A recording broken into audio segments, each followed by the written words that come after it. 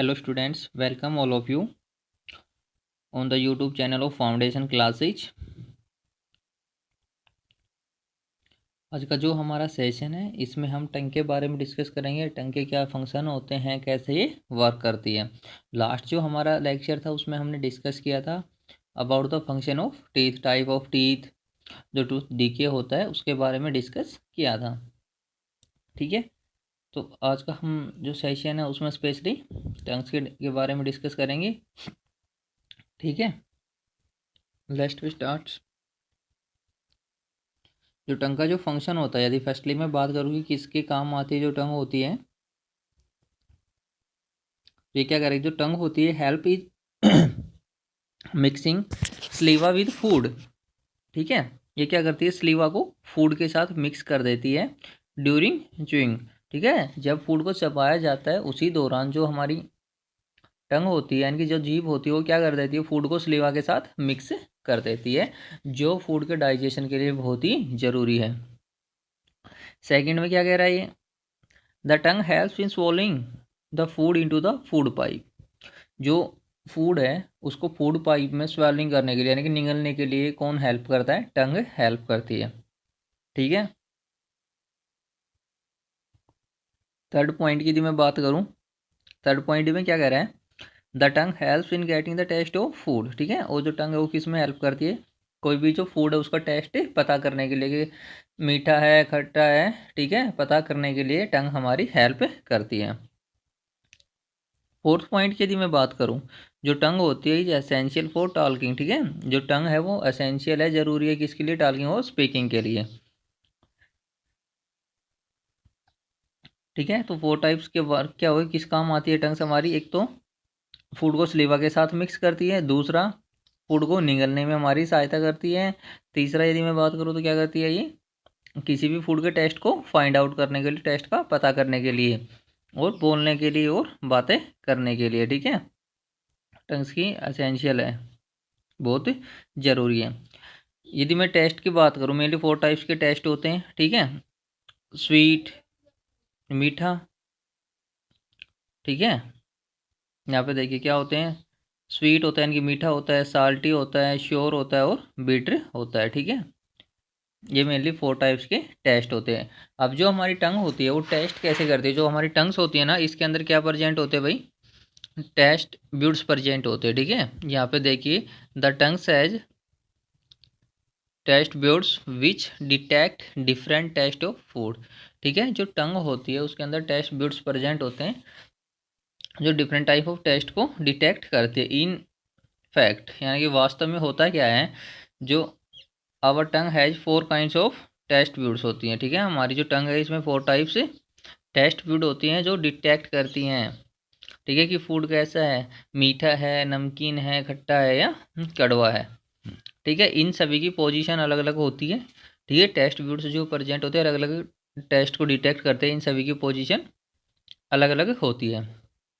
ठीक है, जो हमारी टंग है उसके सभी पार्ट्स डिटेक्ट नहीं कर पाते हैं। ठीक है, उनके पास ये सेंस नहीं होती डिटेक्ट करने के लिए, कुछ ही जो पार्ट होता है उसके पास ये सेंस होती है टेस्ट को डिटेक्ट करने के लिए। ठीक है, अब यदि मैं बात करूँ कौन से टेस्ट ब्यूड्स कहाँ पे प्रेजेंट होती है, तो इसमें फर्स्ट पॉइंट के अंदर क्या कह रहा है, यहाँ पे देखिए most taste buds at the front of the tongue. ठीक है, ज़्यादातर जो टेस्ट ब्यूड होती है वो कहाँ पे प्रेजेंट होती है बेटा, इसके फ्रंट में यानी कि इसके आगे वाले भाग में।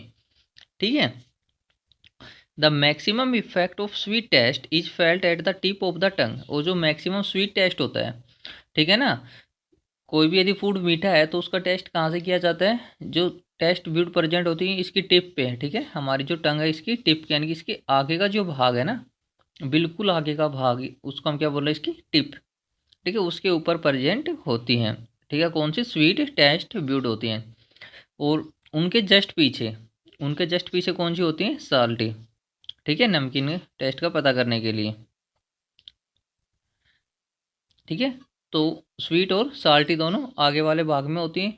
स्वीट वाला सबसे, स्वीट जो टेस्ट ब्यूड है वो सबसे आगे होते हैं और उसके जस्ट पीछे कौन सी होती हैं, साल्टी वाली। अब सेकंड में क्या कह रहे हैं, the most of taste buds on the sides of the tongue detect sour taste. ठीक है, और जो टेस्ट ब्यूड इसकी साइड में प्रेजेंट होती हैं, ठीक है, ज़्यादातर जो साइड वाली टेस्ट ट्यूब है वो क्या डिटेक्ट करती हैं, श्योर टेस्ट को डिटेक्ट करती हैं, जो कटा है उसको डिटेक्ट करती है। आगे थर्ड में क्या कह रहा है कि most of the test tubes, ठीक है, most of the test tubes, last वाला जो है उसमें क्या कह रहा है, at the back of the tongue detect bitter taste. जो ज़्यादातर टेस्ट ट्यूब्स कहाँ पे प्रेजेंट है, at the back of tongue, यानी कि इसके पीछे वाले हिस्से में जो प्रेजेंट है वो क्या डिटेक्ट करती हैं भाई, बीटर टेस्ट को, ठीक है, जो कड़वा है ना उसको वो डिटेक्ट करती हैं।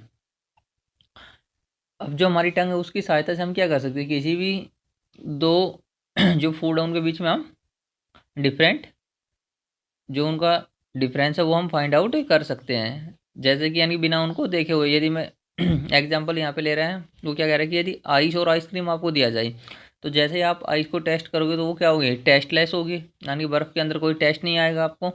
और जैसे आप आइसक्रीम को टेस्ट करोगे तो आपको क्या लगेगी, स्वीट लगेगी, ठीक है। तो ऐसे हम बिना देखे हुए उनके बीच में डिफरेंस बता सकते हैं, ठीक है। आगे जो हमारा नेक्स्ट टॉपिक है वो क्या है, डायरिया, ठीक है। डायरिया जिसको हिंदी में हम क्या कहते हैं, दस्त भी बोलते हैं या अतिसार भी बोलते हैं। जब ये क्या कह रहा है इसमें, द कंडीशन इन विच, यहाँ पे देखिए क्या कह रहा है, the condition in which a person passes out, ठीक है, a person passes out watery stools frequently is called diarrhoea, ठीक है। कोई भी जो पर्सन है वो फ्रिक्वेंटली यानी कि लगातार क्या करता है, वाटरी स्टूल्स, ठीक है, जो वाटर के रूप में वो स्टूल्स निकालता है, स्टूल्स का मतलब क्या होता है, मेल, ठीक है, वाटरी स्टूल्स बाहर निकालता है, तो उसको हम क्या कहते हैं, डायरिया। और डायरिया को हिंदी में क्या कहते हैं, दस्त भी बोलते हैं, उसको अतिसार भी बोल देते हैं, ठीक है। डायरिया एक प्रकार की डिजीज होती है जो किसकी वजह से होती है भाई, या तो फूड पॉइजनिंग की वजह से हो जाती है, या इंडाइजेशन की वजह से हो जाती है, या इन्फेक्शन की वजह से हो जाती है। और ये ज़्यादातर बच्चों के अंदर होती है, ठीक है। अब होता क्या है, जो हमारी बॉडी होती है, यहाँ पे देखिए, the loss of the water from the body of a person through watery stools is called dehydration. अब जैसे किसी भी पर्सन को डायरिया है, ठीक है, यानी दस्त की बीमारी है, तो क्या होता है कि उसकी बॉडी से वाटर का लॉस कंटिन्यू होता रहता है, बहुत ही कम समय में बहुत ही ज़्यादा वाटर का लॉस से हो जाता है। तो ये यहाँ पे क्या करके, the loss of the water from the body, यदि बॉडी से जो वाटर का लॉस हो रहा है, किसी भी व्यक्ति की बॉडी से वाटर का जो लॉस हो रहा है थ्रू वाटरी स्टूल, और किस तरीके से, वाटरी स्टूल के द्वारा, ठीक है, इज कॉल्ड डिहाइड्रेशन। इसको हम क्या कहते हैं भाई, डिहाइड्रेशन बोलते हैं इसको हम, ठीक है ना, क्या बोलते हैं इसको हम, डिहाइड्रेशन। जो वाटरी स्टूल्स के रूप में जो वाटर का लॉस हो रहा है उसको हम क्या कहते हैं, डिहाइड्रेशन।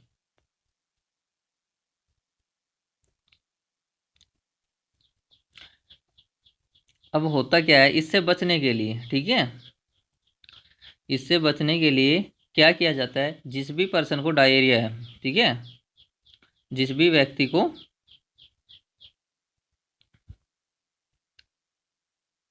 ये डिजीज है, ठीक है, उसको क्या दिया जाता है, वाटर और नमक को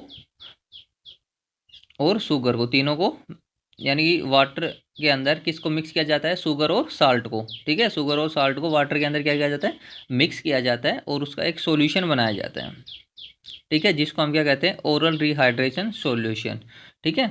the solution of sugar and salt in water is called oral rehydration solution. क्या होता है कि जो शुगर है उसको और जो साल्ट है उसको मिक्स किया जाता है वाटर के अंदर, ठीक है, साफ वाटर के अंदर, और जो सॉल्यूशन बनता है उसको हम क्या कहते हैं, ओरल रिहाइड्रेशन सॉल्यूशन। अब जो भी पर्सन है जिसको भी डायरिया यानी कि दस्त की बीमारी है उसको ये सॉल्यूशन दिया जाता है ओरली, यानी कि मुंह के द्वारा उसको ये सॉल्यूशन दिया जाता है, ठीक है। और एक दिन में ये कई बार उसको दिया जाता है। अब होता क्या है, जो उसके पानी की कमी है बॉडी के अंदर, जो कंटिन्यूसली पानी की कमी होती जा रही है उसको पूरा करने के लिए और उसको इंस्टेंट एनर्जी प्रोवाइड करने के लिए ये सॉल्यूशन बहुत ही फायदेमंद होता है, ठीक है।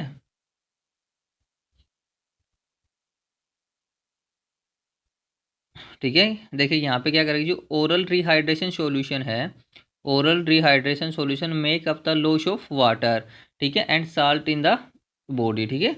जो लॉस ऑफ वाटर हो रहा है उसको और साल्ट का जो लॉस हो रहा है उसको बनाए रखता है ये। The sugars give energy which helps in speedy recover, ठीक है। और जो शुगर इसके साथ मिक्स है इस सॉल्यूशन में, वो क्या करती है, उसको इंस्टेंट एनर्जी प्रोवाइड करती है बॉडी को, और वो उसमें रिकवरी करती है। अब ये क्या कह रहा है, the dehydration of the body, यहाँ से देखिए, the dehydration of the body can be prevented during diarrhoea by giving oral rehydration solution regularly to the patient, ठीक है। जो डिहाइड्रेशन है उससे बचने के लिए, sorry, the dehydration of the body can be prevented, किससे बचाता है ये हमें, during diarrhoea by giving oral rehydration solution regularly to the patient. जो डिहाइड्रेशन हो रहा था यानी कि उसकी बॉडी से कंटिन्यू वाटर का जो लॉस हो रहा था, ठीक है, उससे बचने के लिए हमें क्या लेना चाहिए भाई, oral rehydration solution regularly patient को देना चाहिए, ठीक है। पानी के लॉस से बचने के लिए, उसकी बॉडी के अंदर जो पानी का लॉस हो रहा था उससे कंटिन्यू बचने के लिए उसको क्या देना चाहिए, हमें ओरल रिहाइड्रेशन सॉल्यूशन देना चाहिए, और एक डॉक्टर को भी दिखाना चाहिए, ठीक है।